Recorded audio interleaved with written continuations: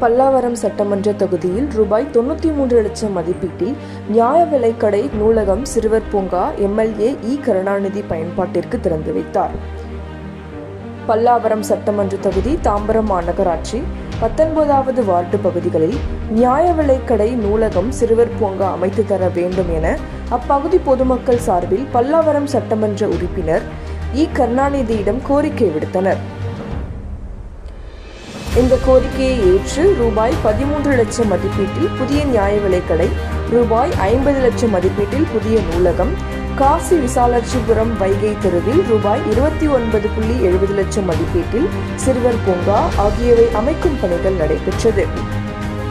இந்நிலையில் பணிகள் முடிவடைந்து மேற்கண்ட நியாய விலைக்கடை, நூலகம், சிறுவர் பூங்கா ஆகியவற்றை பல்லாவரம் சட்டமன்ற உறுப்பினர் கருணாநிதி பயன்பாட்டிற்கு திறந்து வைத்தார்.